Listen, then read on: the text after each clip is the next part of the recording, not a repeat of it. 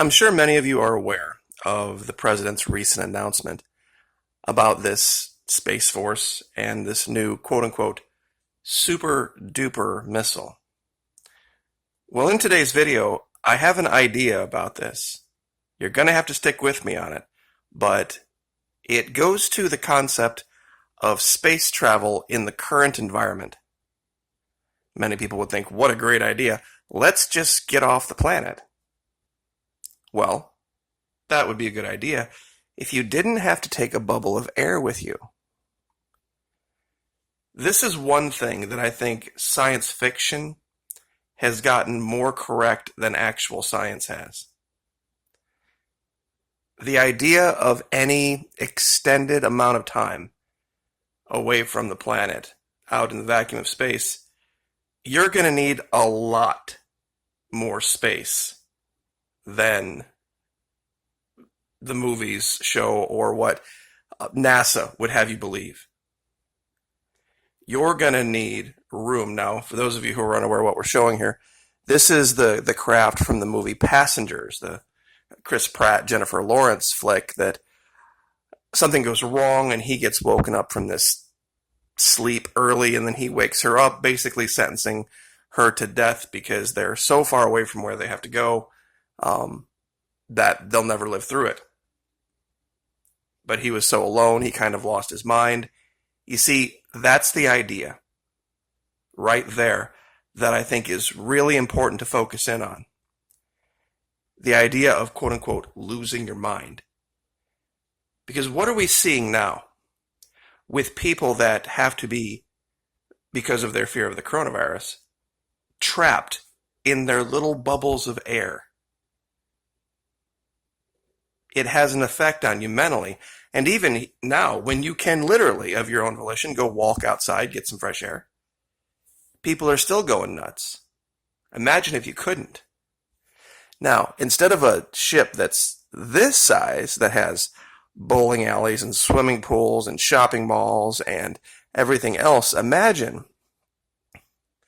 going someplace where this is the only habitable environment, the only bubble of air you could know. What would that do? Now, how this relates to what the president is talking about. This is 17 May 2020. U.S. military's mystery space plane rockets back into orbit. This X-37B. Now, there's something really odd going on with this X-37B. And I found an image I would like someone to explain. It's supposed to be an unmanned vehicle about a quarter the size of the old space shuttles. But what do we know about the old space shuttles? So much of their design was centered around the comfort and well-being of the human cargo. You had to have all sorts of air purification. You had to have the ability to move around. You had to have a place where humans could operate. What if you didn't need that? What if, instead of humans operating the vessel, with computers backing them up, what if somebody had the amazing thought of reversing that? Let's make it mostly computer run. Let's let it be artificially propelled, controlled, all by computers, but just in case something would go wrong, we have a backup human. Now, I know that sounds a little crazy, but this is what the official layout is of what this looks like. You've got all your avionics up here, your JP-8 tank, you've got an experiment bay, your H2O2, and then all of your drive components. Here was another picture, basically the same thing. But I want you to look closely at this image that I can't find anymore. Do you see the blue and the green? those look like human beings. Now riddle me this, why would the X-37B have a configuration like this?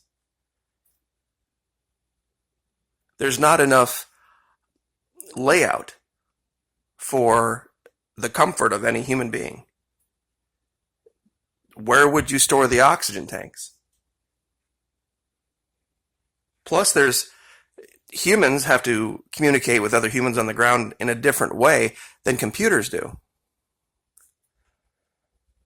See, this is a Russian design for a Mars interplanetary orbital spaceship. And look at all of the space that's designated for human interaction, humans getting around. All the things that are required.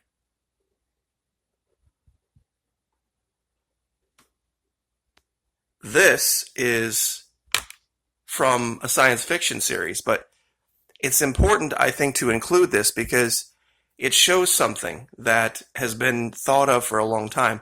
This is a craft called Dreadnought, and it was from Star Trek Voyager. A lot of the ideas that modern science has, the things that we see, come from science fiction. Now, basically the idea was this, it's a missile, but it's a missile that has an inside compartment that's the size of maybe a 2 or 3 bedroom apartment. It's a very large missile that has a bubble of air that you can walk around in, but it only has one mission. The primary mission isn't the well-being of the human beings that are walking around inside it. It's a planet destroyer. And in this particular episode, their job is to stop this thing. They were the ones that had originally programmed it, but because of the sophisticated AI suite that they had put in it, they're having a very difficult time shutting it down. And they do just at the very end. But the point of this is we are looking at what might be an on-the-ground experiment for long-term sharing of a bubble of air.